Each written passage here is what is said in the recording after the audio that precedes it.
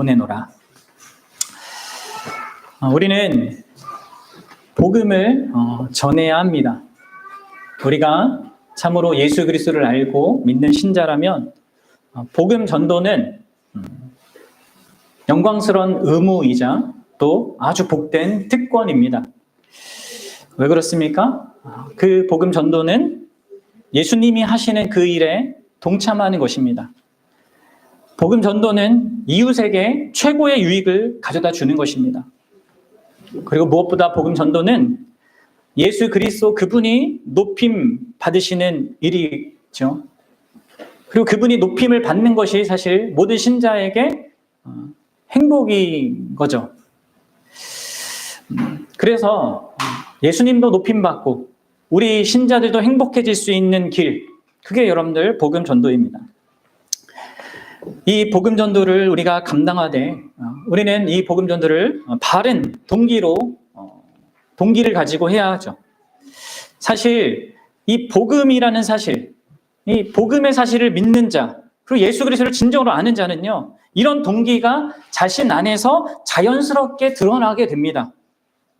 물론 우리 안에 있는 죄성이 자꾸 그것을 막 이렇게 흐트리고 잘못된 방향으로 가긴 하지만 반드시 이게 있어요.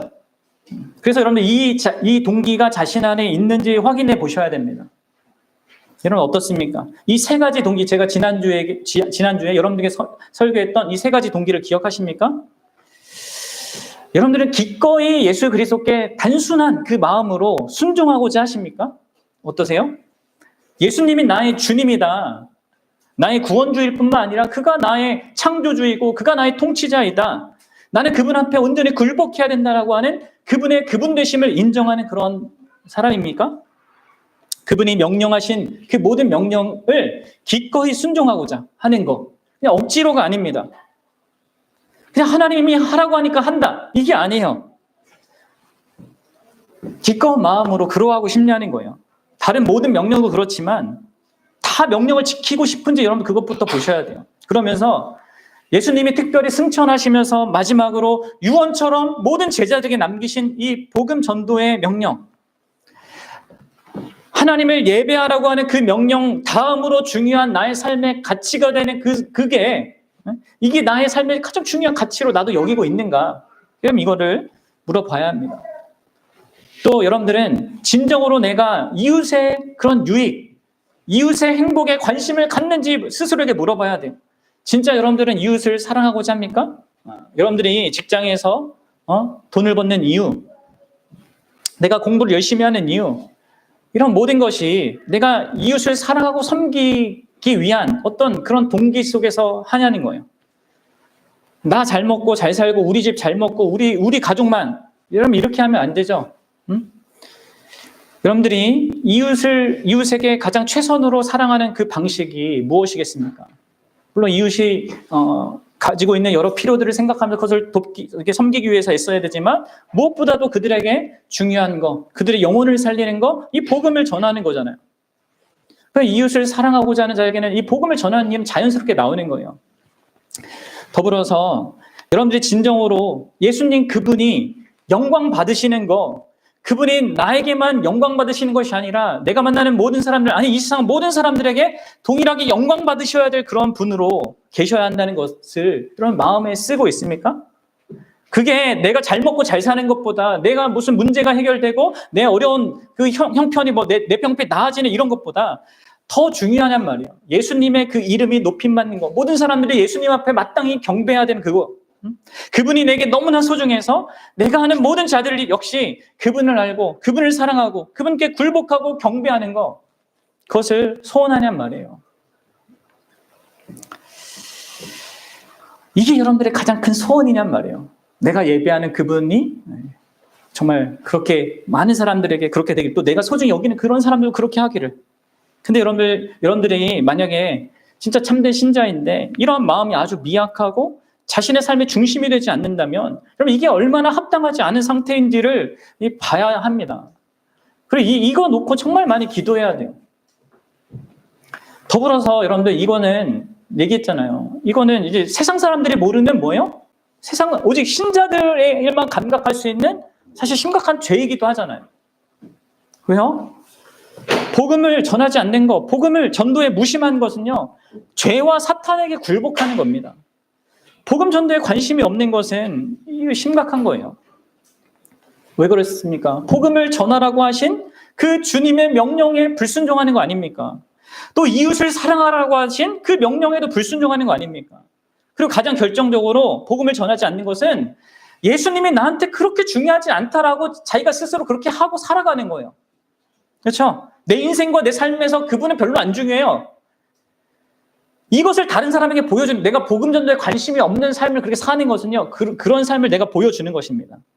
그분의 영광스러움을 깎아내리는 것이죠. 이게 얼마나 큰 것입니까? 여러분들에게 예수님이 진짜 소중한지 보셔야 돼요. 그리고 정말로 회개하셔야 됩니다. 회개하셔야 돼요. 나 왜 이러지? 하면서 자신을 깎아내린 식의 반성과 자기 판단하지 말고요. 하나님 앞에서 그 하나님의 마음과 그 뜻을 어긴 거에 대해서 회개를 해야 된단 말이에요. 주님의 주님 되심을 무시한 거, 주님을 거역한 거, 기꺼이 사랑하지 못하는 나의 상태, 그분의 영광에 대해서 마음이 막 이렇게 강팍하고 무디어 있는 나의 상태를 놓고 하나님 앞에 은혜를 구하고 내 마음의 변화를 구해야 됩니다. 예수님이 여러분들에게 별로 가치가 없다. 이 세상에 내가 즐거워하는 그 어떤 것과 비교할 수 없을 정도 나에게 소중하지 않다라는 그런 삶을 사는 것을 이게 당연하게 여기면 안 된단 말이에요. 그리고 진짜 내 마음, 그 죄악된 마음을 고쳐서 예수님을 사랑하는 마음을 가득 달라고 여러분들 구해하셔야 합니다. 그럼 우리가 복음을 전하는 것은 그렇다고 해서 죄책감을 갖고 이게 죄니까 죄 짓지 말아야지 해서 전하는 건 아니잖아요. 그렇게 전해서는 안 됩니다. 그렇죠? 해야 한다고 하니까 하는 게 아니에요. 진짜 세 가지 바른 동기가 있어야 돼요. 이 세 가지 동기가 다 예수님하고 연결되어 있잖아요. 예수님이 주님이니까 내가 기꺼이 순종하고, 예수님이 정말 사랑하기를 원하시는 그 이웃이니까 내가 사랑하고, 예수님 그분 자신이 내게 좋으니까 내가 그분을 높이고자 하는 이러한 동기들을 진짜 예수 그리스도 그분으로 말미암아 여러분들 우리가 가져야 합니다. 이게 생생하게 살아 있어야 돼요. 여러분들 이러한 동기가 우리 안에 있어도요, 아까도 제가 잠시 언급했지만 이 동기가 계속해서 우리 안에 죄와 세상의 영향과 사탄의 이런 역사 가운데 계속 영향을 받습니다. 그래서 계속 뒤엉켜요. 심지어 여러분들이 자라오면서 기독교 안에서 전도는 어떻게 해야 돼? 전도하기 위해서는 뭘 해야 돼? 그리고 전도의 의미는 뭐야? 이렇게 들어온 막 짬뽕된 어떤 것이 여러분들 사고 속에 있어서 이 동기가 순수하게 유지가 잘 안 됩니다. 그리고 계속 이런 바른 동기는 약해질 수밖에 없어요. 그래서 여러분들 깨어서 기도하고 하나님께 은혜를 구해야 됩니다. 진짜 여러분들 이렇게 문제가 일어나고 내 삶에 어려운 일이 생기면 그걸 위해서는 막 작정하고 우리 기도하잖아요. 막 금식도 하잖아요. 그럼 그런 거 이제 더 이상 그만하셔야 돼요. 그런 거 하지 말고 진짜 예수 그리스도께서 원하시는 그런 내가 되어지도록 주님이 원하시는 그런 참된 신자로 복음을 전하는 자로 살기를 여러분들 간절히 구하셔야 됩니다. 얼마나 많은 기도가 필요하겠습니까? 자, 여러분들 이제 오늘 저는 여러분들과 함께 그러한 바른 동기를 가진 자들이 어떠한 방식으로 복음을 전해야 하는가, 이 부분을 함께 생각해 보고자 해요. 복음 전도의 올바른 방식에 대해서 성경이 말하는 바를 우리가 함께 배워봅시다. 성경은 우리에게 복음을 전하는 바른 동기가 무엇이어야 하는지 이것을 말해줄 뿐만 아니라 복음을 전하는 바른 방식에 대해서도 말해줍니다. 그래서 이것을 함께 봅시다. 근데 먼저 잠깐 앞서서 그 방식에 대해서 우리가 좀 생각해 보기 앞서서 하나만 짚고 넘어가고 싶습니다. 그것은 복음을 전하는 올바른 태도에 대한 것입니다. 복음 전도가 사실 여러 방식을 취할 수 있거든요. 그런데 어떤 방식을 취하든 간에 사실 바른 태도가 일단 기본적으로 이게 있어야 돼요. 그렇죠?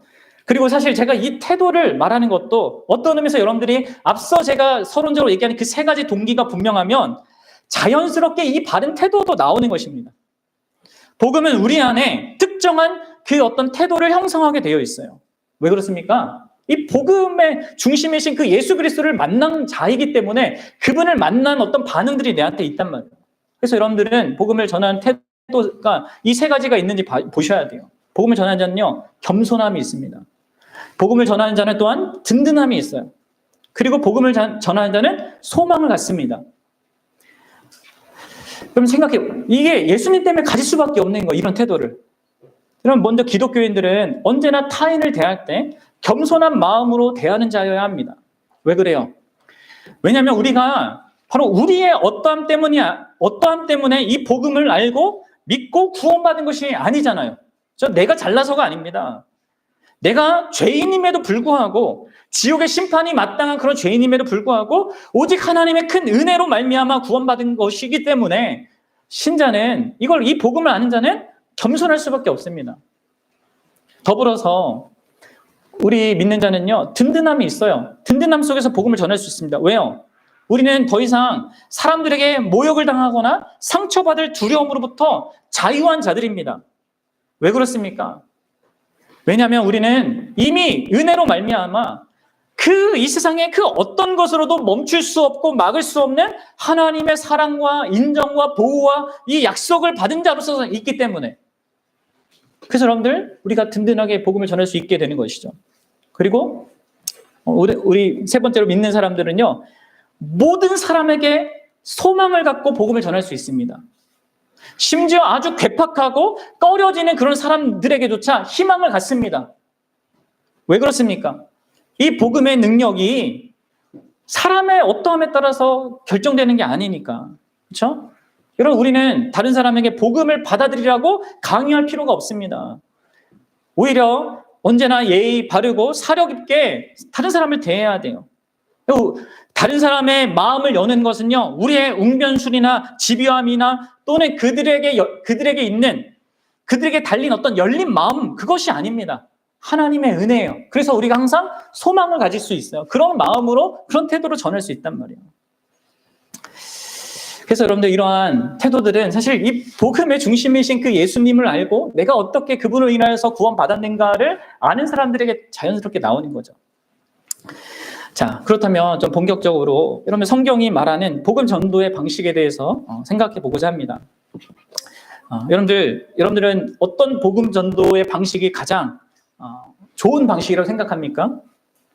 오늘날 교회 안에는 이 교회가 이렇게 역사 가운데 이렇게 하면서 교회에서 전도하는 방식에 대한 아주 다양한 방식들이 나왔어요. 그렇죠? 우리가 하고 있는 길거리에서 전도지 나눠주는 것도 있고, 집집마다 이렇게 가가고 방문해서 이렇게 하는 그런 것도 있고, 오늘날은 잘 못하죠. 오늘날 워낙 이게 사회가 많이 달라져서.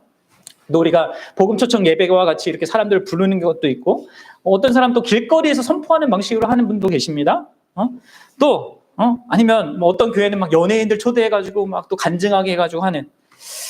그럼 이런 모든 방식들이 진짜 과연 성경적인가 우리가 좀 생각해보고 진짜 잘 구분을 하긴 해야 되는데, 근데 여러분들 이런 모든 수많은 방식들을 이 가운데 가장 기초적이고 근본적인 그 전도의 방식이 있습니다. 이것은 예수님께서 친히 보여주신 것이고, 교회가 2000년 동안 역사 가운데 내려오면서 역사 내내 교회가 행했던 바로 가장 중요한 그 방식입니다. 하나예요, 딱 하나. 그것은 무엇입니까? 여러분 아십니까? 그것은 바로 여러분들이 믿지 않는 한두 사람과 인격적인 깊은 관계를 갖는 것입니다. 이게 예나 지금이나 최고의 방식입니다.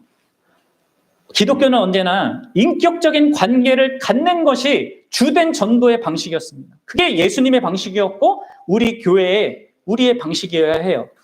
오늘 본문 요한복음 20장 21절에서 예수님이 이렇게 말씀하시잖아요. 아버지께서 나를 보낸 것 같이 나도 너희를 보낸다. 그러면 이 말씀 안에는 이런 의미가 달려 있는 것이죠. 어떤 사람들은 우리가 교회 안에서 이런 얘기를 많이 들었어요. 그렇죠? 여러분들은 만나는 모든 사람들에게 복음을 전해야 돼. 때를 얻든지 못 얻든지 다 항상 복음을 전하고자 해야 돼. 그럼 그 얘기가 그냥 모든 만난 사람에게 예수 믿으세요, 예수 믿으세요, 이거 말하라는 것이 아닙니다. 그건 잘못된 생각이 오히려 관계성이 없는 상태에서 복음을 전하는 그 일은 사실 진짜 어떤 하나님께서 은사를 주셔서 세우신 그 사역자, 어떤 전도자, 그런 자들에게 맡겨진 어떤 그 일이죠. 그것은 극소수만이 할 수 있는 것입니다.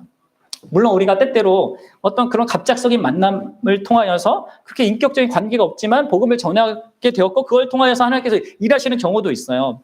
그러나 그게 주된 방식이 아니에요.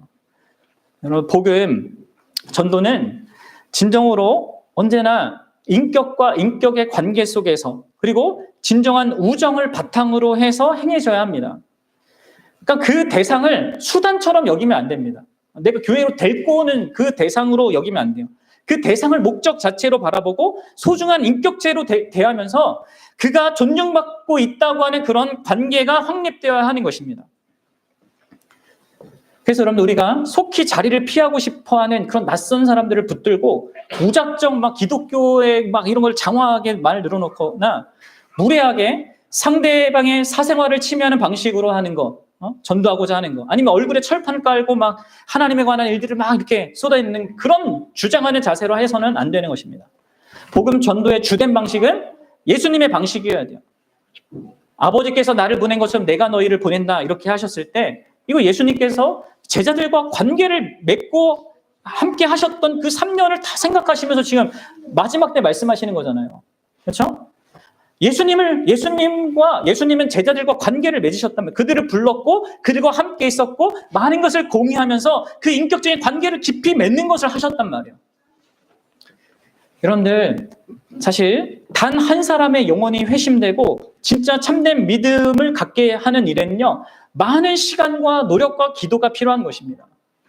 예수님도 이 12명을 정말 예수님의 그 제자로 하나님의 구원받은 자녀로 이렇게 만들어 가신 그 일에 3년을 투자하셨단 말이에요. 여러분들, 그냥 모든 상황에서 그냥 아무나 붙잡고 그냥 예수 믿으세요, 이거 하는 거로 내가 복음 전했다고 이렇게 생각하면 안 됩니다. 그런 것들이 필요할 때가 있어요. 할 수도 있어요. 그러나 그게 핵심적인 방법은 아니에요. 핵심적인 방법은 인격적인 관계를 갖는 것입니다. 그래서 여러분들, 그것을 위해서 여러분들이 해야 될 것이 있는데, 여러분들은 먼저 가야 합니다. 인격적인 관계를 맺기 위해서 여러분들은 먼저 가야 해요. 예수님 가서 모든 족속으로 제자를 삼아 이렇게 말씀하셨잖아요. 가야 합니다. 어디를요? 복음을 전하기 위하여서 세상으로 가야 합니다. 세상과 접촉을 해야 됩니다.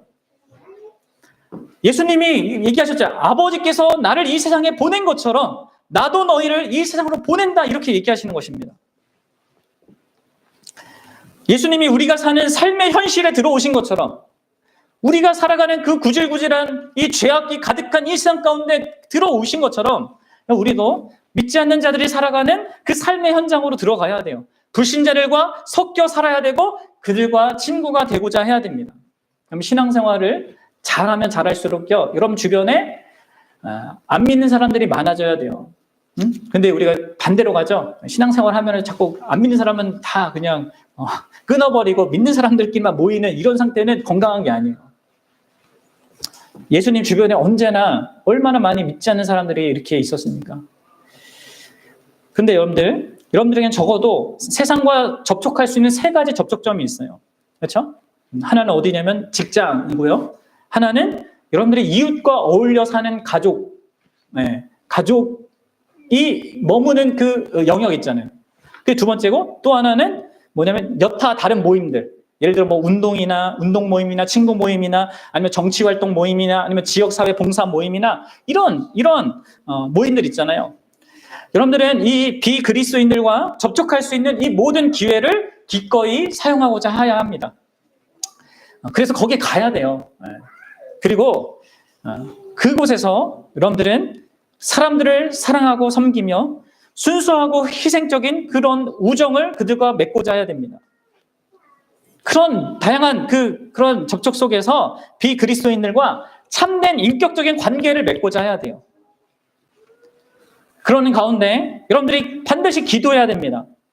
그 많은 비그리스도인들 가운데 정말 한두 사람을 하나님 내 마음에 두게 하셔서 그들과 좀 더 깊은, 그러니까 우리가 다 그 관계를 다 맺을 수는 없잖아요. 한두 사람을 정해서 그 사람과 깊은 관계를 맺을 수 있도록 하나님께 그 마음과 그 도우심을 구해야 돼요. 예수님께서 모든 사람에게 복음을 전하셨지만 12제자에게 집중하셨듯이 그렇게 해야 된다는 거예요. 우리는 특정한 한두 사람의 그 비그리스도인들과 관계를 맺고 그들과 참된 우정을 맺고자 노력해야 돼요. 그리고 그러한 우정까지 만약에 안 되더라도 그 사람의 신뢰를 얻는 데까지는 가야 합니다. 그렇지 않고는 복음을 전하기가 쉽지 않아요. 그리고 여러분들이 우정을 가꾸고 하는 자들과는요, 그런 신뢰 관계를 맺고자 하는 자들과는요, 그럼 시간을 많이 보내야 돼요. 그래서 함께 식사도 해야 되고요, 같은 관심사를 함께 보내는 그런 일들도 필요합니다. 우리가 복음을 전하는 특별히 비그리스도인들과 맺는 이런 관계는요, 많은 대가가 필요합니다.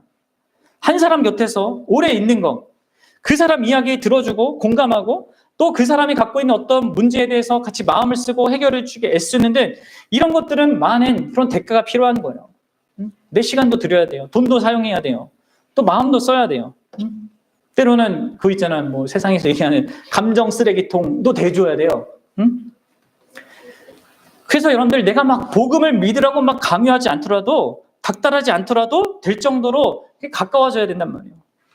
그리고 그런 관계를 위해서 여러분 헌신해야 됩니다. 시간이 필요하고 돈도 필요하고 많이 그 마음도 쓰고 해야 돼요. 특별히 그들이 힘들 때 그들 옆에 우리가 줘야 돼요. 관계를 맺는 거, 이게 최선의 방법이에요. 그러면서 여러분들이 하셔야 될 게 그들과 함께 관계를 맺으면서 일관된 그리스도인의 모습을 여러분 보여야 합니다. 그러니까 이게 뭐 나를 과시하거나 그러기 위한 것이 아니라 우리의 그런 모습을 보고 하나님께 좀 눈을 향할 수 있게끔 하도록 여러분들 일관된 신자의 모습을 보여야 돼요. 겸손하게 그렇게 하고자 해야 됩니다. 마태복음 5장 16절에서 예수님이 이렇게 얘기하시죠.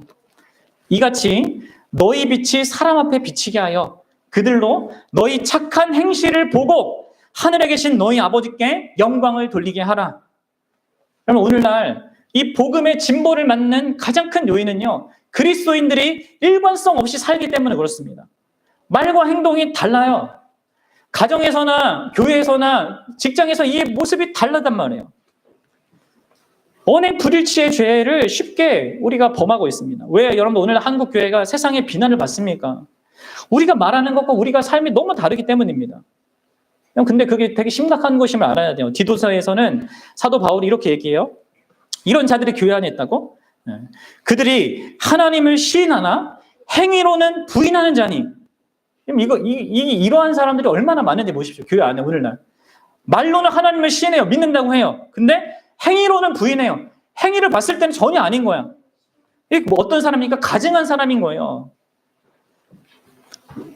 오늘날은 교회 안에 하나님과 예수님에 대해서 뭐 거창한 주장을 하고 말을 하지만 그 삶이 그의 삶을 봤을 때는 그것을 뒷받칠 만한 증거가 하나도 없는 자들이 너무 많습니다. 그래서 여러분들 오늘날 세상이 기독교에 거부감을 갖는 것은요, 예수님 자체가 아니에요. 오히려 일관성 없는 그리스도인을 통하여서 왜곡되게 드러나는 그 예수님입니다. 다시 말해서 저들이 거부하는 것은 예수님을 거부하는 것이 아니라 예수님을 전혀 닮지 않는 그 교회를 거부하는 거예요. 교회의 사람들을. 그래서 여러분 우리는 일관성 있는 신자의 모습을 보여야 합니다. 그렇다고 여러분 우리가 완벽할 수 있다는 것은 아니에요. 다만 정말 여러분들이 진짜 내가 예수님을 소중히 여기고 예수님을 힘입어서 살아가는 그런 자임을 보이라는 거죠. 완벽한 걸 보이라는 것이 아니라 일관성이라는 거 그거 아니겠습니까? 내게 예수님이 가장 소중하고 난 예수님을 힘입어서 살아간다 라는 그 삶의 그 태도와 중심을 드러내는 거, 사실 그것은 신자로서 자연스럽게 해야 되는 거잖아요. 그래서 여러분들 정리하면 우리는 비그리스도인이 있는 곳에 가야 합니다. 그래서 여러분들 직장도 갖고 뭐 이렇게 하는 거예요. 취미활동도 갖고 하는 거예요. 그리고 그들과 우정을 맺어야 돼요. 특정한 한두 사람에게 그럼 집중해야 합니다. 그러면서 그들과의 관계 속에서 일관성 있는 기독교인의 모습을 보여줘야 돼요. 여러분들 이렇게 하십시오. 그럼 이 일이 쉬울까요? 어떨까요? 그렇지 않습니다. 쉽지 않겠죠. 이러한 삶을 살고요. 또 이러한 것 속에서 복음을 전하기 위해서는요. 여러분들 두 가지 관계가 전제적으로 또한 필요해요. 이게 없으면 여러분들은 우정 관계를 맺잖아요. 그리고 여러분들이 그 세상 사람들을 따라가게 돼 있어요. 친해져서 내가 오히려 세상에게 전도당합니다. 이게 이 두 가지가 없으면. 뭡니까? 하나는 사실 이게 여러분들 예수님 믿는 사람, 진짜 믿는 사람이 이게 있는 거거든요. 제가 지금 거꾸로 얘기하고 있긴 하지만 이게 원래 이게 맨 뒤에 거부터 이렇게 가는 겁니다.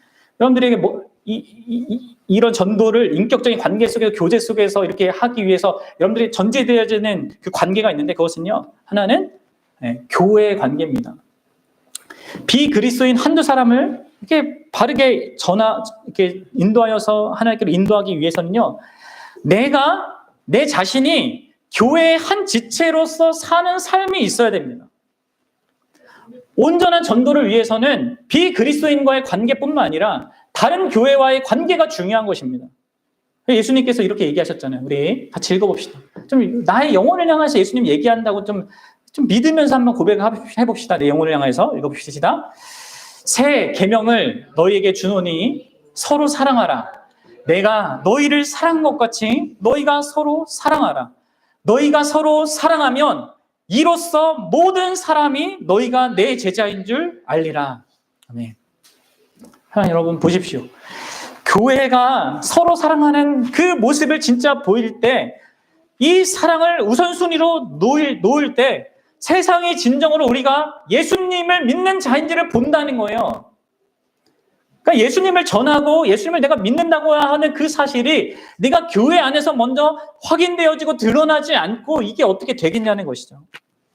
예수님은 요한복음 17장에서도 이 마지막 십자가 지시기 전에 하나님께 기도하실 때도 이 부분에 대해서 또 얘기하셨어요. 자, 요한복음 17장 21절입니다. 제가 읽어볼게요. 잘 보세요. 눈으로 잘 보세요. 따라오세요. 아버지여, 아버지께서 내 안에, 내가 아버지 안에 있는 것 같이 그들도 다 하나가 되어, 누구예요? 예수님을 믿는 모든 사람들이 다 하나가 되어서 우리 삼위일체 하나님 안에 있게 하사, 뭐예요? 세상으로 하여 아버지께서 나를 보내신 것을 믿게 하옵소서. 성부 하나님께서 예수님을 보내신 것을 세상이 믿는 그 수단으로서 이 교회 공동체의 관계를 지금 얘기하고 있습니다. 교회가 하나됨을 이룰 때, 서로 사랑하는 참된 교회를 이룰 때, 추구할 때 세상이 진짜 예수님을 알게 되고 믿게 된다는 것이죠. 그러니까 단순히 내가 예수님 믿으라고 어떤 사실을 말해주는 것으로 안 되고요. 내가 교회라는 그 관계 속에서 그것을 영위하고 있어야 됩니다. 그래서 올바른 그 복음 전도의 방식은요, 교회라는 맥락을 떠나서는 불가능한 것입니다. 교회가 교회로서 제 기능을 발휘해야지만 이 복음 전도가 가능한 거예요. 예수님께서 우리 각 사람을 우리의 어떠함에도 불구하고 사랑하신 것처럼, 우리 교회가 서로를 사랑할 때 그 서로의 어떠함에도 불구하고 서로 사랑하는 그런 교회를 이루는 것, 거기에서 여러분들 믿는 사람들이 교회에 와서 진짜 하나님이 계시는구나, 이걸 보게 되는 거죠. 여러분, 세상 사람들의 문제는 뭡니까? 하나님을 본 사람이 없다는 거예요. 그러니까 하나님 보여달라 이렇게 얘기하잖아요. 근데 성경이 먼저 대답합니다. 하나님께서 독생자 예수님을 보내셨다고. 그러니까 예수님께서 이렇게 말씀하신 것이죠. 요한복음 14장 9절인데 보세요. 나를 본 자는 아버지를 보았거늘, 이렇게 얘기해요. 그렇습니다. 예수님을 보는 게 아버지를 보는 거죠. 예수님이 오셔서 이렇게 얘기하셨습니다. 근데 여러분, 세상은 여전히 불만족스럽습니다. 왜냐하면 지금 역시 예수님이 보이지 않으니까. 근데 여러분, 성경은 우리에게 또 다른 대답을 줍니다. 이거는 우리의 뒤통수를 치는 충격을 주는 얘기죠. 뭐예요? 요한일서 4장 12절을 보면 이렇게 말하죠.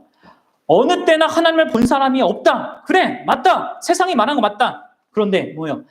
만일 우리가 서로 사랑하면 하나님이 우리 안에 거하시고 그의 사랑이 우리 안에 온전히 이루어지니라.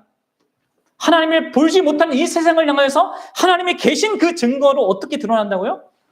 교회가 사랑할 때, 사랑하는 모습을 갖고 있을 때 드러난다는 거예요. 여러분들, 자신의 독생자 예수 그리스도를 통하여서 하나님 자신을 계시한 그 하나님은요, 이제 자신의 교회를 통하여서 그런 자신의 어떠하심을 드러내시는 것입니다. 이게 예수님의 방식이고 역사적으로 존재했던 모든 교회의 방식입니다. 세상이 교회에 와서 그런 교회를 봐야 합니다. 서로를 사랑하는 그 교회를. 여러분들의 교회 지체를 사랑하는 것이 없이, 교회 지체에게 사랑받는 것이 없이 그 상태에서 복음을 전한다는 것은 불가능한 거예요. 나한테 없는 것을 어떻게 전합니까? 그래, 예수님이라는 어떤 정보를 전할 수는 있죠. 근데 실제가 없어요. 하나님에 대한 그 실제, 하나님이 날 사랑해서 나도 그 대상을 사랑하는 이 실제가 없는데 어떻게 전하는 거예요? 사실 우리가 비그리스도인들과 접촉점을 갖는 것은요, 어느 정도 공유된 관심사들이 있는 거잖아요. 직장도 그렇고, 가정의 이웃들도 그렇고, 특정한 모임도 그렇습니다. 그래서 그렇게 관계 맺는 데에서는 접근성이 좀 좋아요. 그런데 여러분들, 교회로 함께하는 것들은, 교회로 함께하는 자들은요, 그런 것이 사실 없는 자들이에요. 다만 교회는 예수님 때문에 서로를 인정하고 예수님 때문에 서로를 사랑하는 대상이거든요. 그래서 사실 이 교회는 다민족으로 구성될수록 그 영광스러움이 더 드러납니다. 근데 우리나라는 아직 그런 게 안 돼 있고, 이제 미국 가면 이제 그런 교회들이 많잖아요. 정말 백인도 있고 흑인도 있고 무슨 히스패닉 그런 많은 사람들이 다 모여서 하는. 그러니까 다른 무엇이 아니라 예수 그리스도 때문에 서로 접촉점이 전혀 없지만 바로 그분 때문에 서로 사랑하는 그 교회됨의 그런 교회다움이 있어야 한다는 것이죠. 그런데 여기서 얘기하는 것은 같은 종교를 믿고 있고 같은 활동을 하고 있기 때문에 그것 속에서 갖는 동질감 아닙니다. 예수님 때문에 내가 갖게 되는 그 관심과 사랑이 나에게 있는가 보셔야 돼요. 그리고 그 관계를 영위하고 있어야 됩니다. 여러분 어떻습니까? 여러분들에게는 그런 교회됨이 있습니까? 자신의 것을 기꺼이 아낌없이 예수님이 나를 사랑하시듯이 하신 말씀대로 예수님이 여러분들 어떻게 사랑하셨어요? 자기 전부로 자기의 목숨으로 여러분 사랑하셨는데 그런 대상이 있냔 말이에요. 그런 교회 지체가 있냔 말이에요. 나 교회에 헌금했어. 여러분 이걸로 됐다고 생각하십니까? 여러분들 교회의 지체를 위해서 자기 물질 사용합니까? 교회 지체를 위해서 여러분들 시간을 드립니까? 교회 지체를 위해서 마음을 쓰고 있습니까? 여러분 그런 대상이 있어야 됩니다. 자기의 몸과 마음을 쏟는 그런 지역 교회 공동체가 없는 사람은 복음을 전할 수가 없죠. 여러분들은 반드시 여러분 예수님께 내가 너희를 사랑한 것처럼 이게 뭔 말이에요? 내가 예수님이 제자들을 사랑한 건 어떤 방식으로 사랑한 거예요? 언약 속에서 사랑한 거잖아요. 새 언약을 맺었어요. 자기 피로 맺었어요. 언약 관계 속에서 사랑하는 것입니다. 우리가 오후에 성경 공부 이번에 마지막 과에도 등장하잖아요. 여러분 교회 멤버십, 내가 교회와 언약 관계에 있지 않고 여러분 복음을 전하는 건 말이 안 되는 거예요. 내가 가지지 않는 것을 전하는 겁니다. 그거는. 그렇죠? 그리고 여러분 이거는 잘 들으셔야 돼요. 이렇게 해야만 해 라고 하는 의무를 얘기하는 것이 아닙니다. 이건 너무나 복되고 영광스러운 거예요. 그래서 여러분 예수님께서 너희가 나를 사랑하면 내 계명을 지키리라 이렇게 얘기하셨습니다. 계명을 지키는 것은 사랑에서 나오는 겁니다. 자, 여러분들 그래서 우리가 그런 가서 이웃과 관계를 맺고 그들과 그런 관계를 맺어서 참된 복음을 전하기 위해서는 나한테 진짜 이게 먼저 있어야 돼요. 교회 관계 안에서 내가 교회를 사랑하는 것과 교회로 함께 모이게 힘쓰고 교회로서 언약한 그것들을 지키고 그거 안에서 나도 공급해주고 나도 공급받는 그게 있어야 된단 말이에요. 그리고 가장 결정적으로 뭐가 필요하겠습니까? 가장 결정적으로 복음을 전하기 위해서는 내가 먼저 그리스도와의 깊은 교제의 관계가 있어야 됩니다. 그렇죠? 이게 온전한 전도를 위한 가장 중요한 가장 근원적인 방식입니다. 언제나 기독교 신앙은 관계입니다.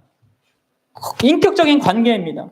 비그리스도인과의 그 관계가 있어야 되고 교회 지체들과의 관계도 있어야 되지만 가장 결정적으로 중요한 것은 하나님과의 깊은 인격적인 관계죠.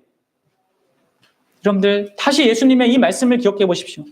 아버지께서 나를 보낸 것처럼 이 안에 무슨 말이 담겨져 있는 겁니까? 아버지께서 나를 보냈다. 그 사실이 성부 하나님과 성자 하나님의 관계가 전제되어 있습니다. 인격적이고 깊은 사랑의 관계 속에서 그분이 원래 계셨단 말이에요. 성부 하나님께서 세상을 향한 우리 죄인들을 향한 그 마음이 있으셨고 예수님도 그런 성부 하나님에 대한 마음을 공유하는 것 가운데 그 아버지의 보내심을 그 아들이 기꺼이 수용해서 이 기꺼이 죄 가운데 있는 이 세상 한가운데 그분이 그 아버지 때문에 오셨단 말이에요. 그 아버지와의 관계 때문에.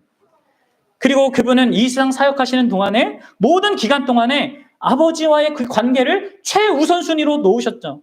사람들을 돕고 치유하고 복음을 전하고 제자들을 가르치는 일을 이렇게 구분해서 하셨지만 그렇게 쉴 틈 없이 그래서 때로는 그냥 예수님 배 타고 가시면서 그냥 바로 골아 떨어지시잖아요. 육체적으로 힘드시니까. 그 정도로 그러한 분이심에도 불구하고 그런 모든 이 바쁜 현실 속에서도 시간을 정해서 모든 일을 다 멈추고 하나님과 단둘이 시간을 보냈단 말이에요. 누가복음 22장 39절 보십시오. 예수님께서 나가사 습관을 따라 감난산에 가시매. 그럼 예수님은 습관을 따라서 하나님 아버지와 함께하는 이 시간을 맺으셨단 말이에요. 그래서 여러분들 예수님께서 이러한 죄악이 가득하고 살아가는 동안에 사람들이 다 자기를 오해하고 자기를 불합리하게 부적절하게 대우하는 그런 모든 상황 속에서도 넉넉하실 수 있었고, 제자들이 3년 동안 진짜 말 안 듣고 못난 모습 보이고 막 나중에는 다 도망가잖아요. 그러면서도 끝까지 그런 자들을 끝까지 사랑하고 위할 수 있었던 것이 무엇이겠습니까? 그렇게 할 수 있었던 근원적인 그 힘과 그 동기를 어디서 가졌겠습니까? 바로 하나님과의 성부 하나님과의 깊은 관계 속에서 얻은 것이죠. 여러분들, 우리도 마찬가지. 예수님께서, 아버지께서 날 보낸 것처럼 나도 너희를 보낸다라고 하는 것은 이게 전제되어 있는 것입니다. 예수님과 내가 깊은 인격적인 관계를 영위하는 것이 있어야 되는 것입니다.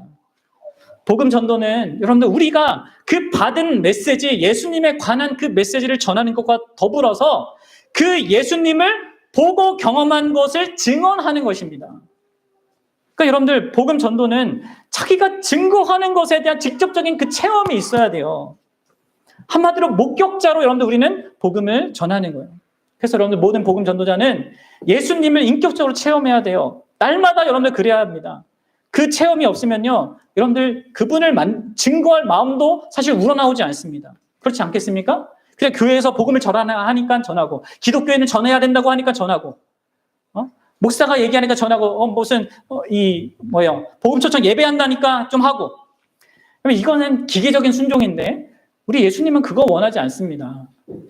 진정으로 그분과의 관계 속에서 그분이 좋기 때문에, 그분을 영화롭게 하고 싶기 때문에, 그분의 명령에 순종하는 게 기쁘니까, 그분이 이웃을 사랑하는 것을 기뻐하시니까, 그것 때문에 복음을 전하는 것을 원하는 것이죠.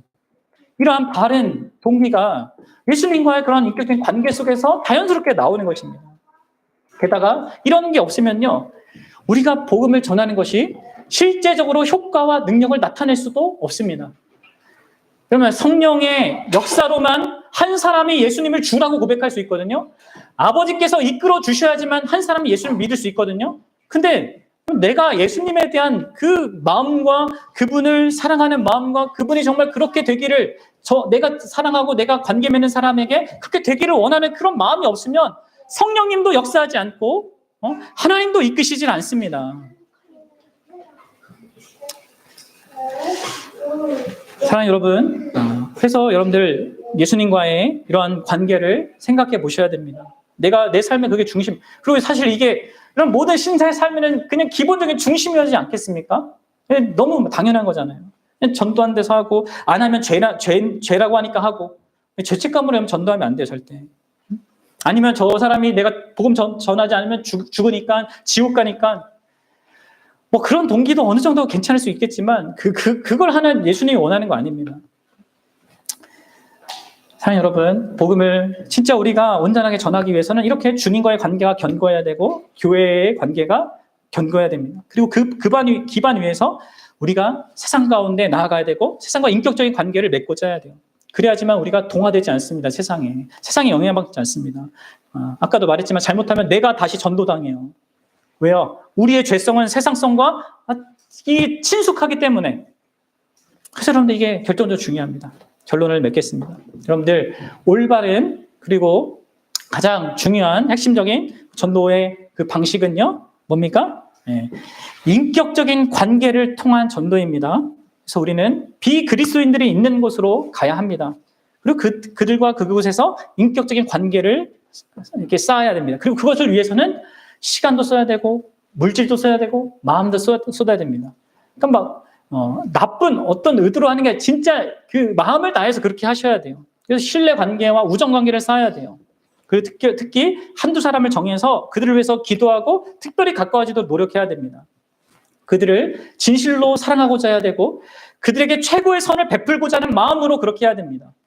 항상 옆에 자주 있어주고, 힘들 때 있어주고, 특별히 여러분 기독교인으로서 일관된 그 모습을 보여야 돼요. 세상과 다른 모습을 보여줘야 돼요. 그리고 그것을 여러분들이 잘 감당할 수 있으려면 여러분들에게 먼저 교회가 있어야 돼요. 그렇죠? 교회 지체들과 그런 관계를 맺기 전에 그리고 인격적이고 깊은 관계가 있어야 됩니다. 내가 전심으로 사랑하고 또 나를 전심으로 사랑하는 그 교회가 있어야 돼요. 네? 내가 사랑하고 사랑받는 교회가 있어야 돼요. 날 위해 기도해주고 나의 전도 대상들을 위해서 기도해주는 교회가 있어야 됩니다. 그리고 무엇보다 가장 중요한 관계, 예수님과 인격적인 그 이 관계가 반드시 내 삶의 중심이어야 됩니다. 그래야지만 바른 동기, 바른 태도를 갖고 이 복음 전도의 역사와 능력과 그 결과를 기대할 수 있습니다.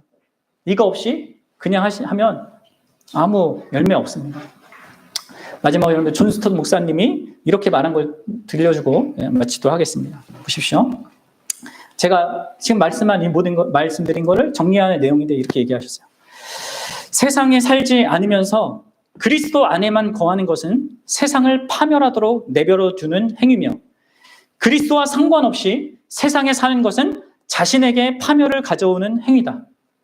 그리스도 안에 거하지 않으면 증거할 내용이 없고 세상에 살지 않으면 그 내용을 증거할 대상이 없어진다. 여러분들, 세상 가운데 복음을 전하는 자로 산다는 것은 이겁니다. 그리스도와 인격적인 관계 속에서 그분이 허락하신 교회 관계 속에서 사는 것 속에서 기반해서 비그리스도인을 향하여 나아가고 그들과 인격적인 관계 속에서 그들을 진실로 사랑하면서 우정과 그 신뢰 관계를 쌓고 그들이 가장 좋은 것을 주고자 하는 그런 방식으로 여러분들 우리가 복음을 전할 수 있었으면 좋겠어요.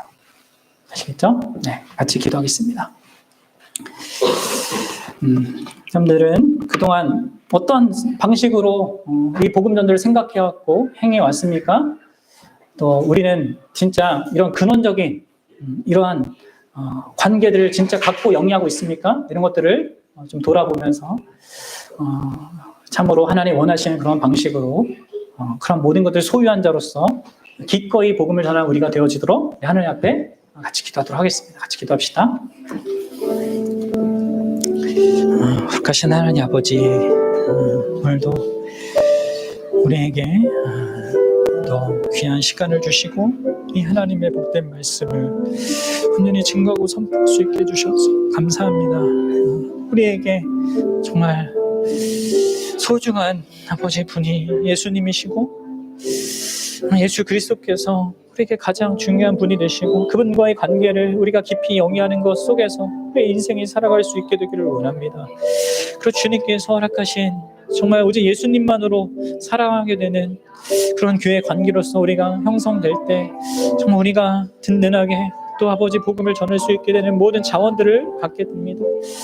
하나님, 우리가 믿지 않는 자들 향하여서 나아갈 수 있게 인도하여 주시고 그들과 진정으로 참된 인격적인 관계를 맺게 하시고 그들을 사랑하고 그들을 섬기는 일에 우리가 마음을 쏟고 시간을 쏟고 우리의 물질을 사용하여서 그들을 온전케 하는 일에 그들을 정말 섬기고 사랑하는 일에 온 힘을 다할 수 있는 우리가 될 수 있게 인도하여 주시옵소서. 하나님, 정말 그냥 방법이 난무하고 그것들을 사용하는 것에 마음을 주는 것이 아니라 아버지께서 나를 보낸 것처럼 내가 너희를 보낸다 하신 그 말씀 속에 담겨져 있는 아버지 예수님의 그 방식을 우리가 알고 그 방식에 우리가 순종하며 나아갈 수 있는 우리가 되게 도와주옵소서.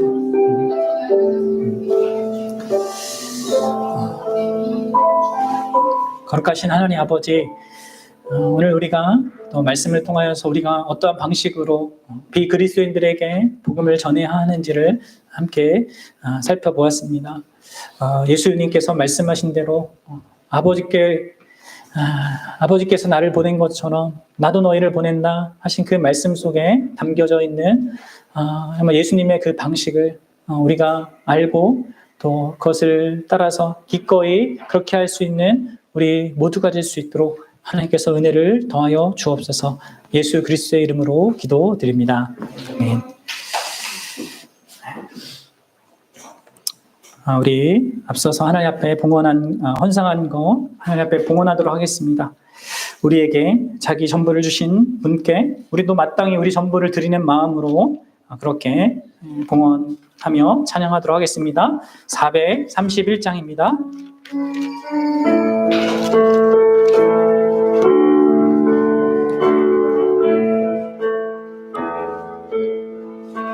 주 안에 기쁨이 있네. 주 안에 살자.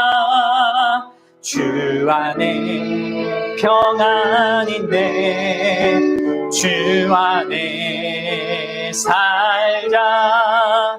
불안이 연기처럼 스며들어도 주 안에 사는 마음 기쁨 넘치네. 주 안에 사랑 있네.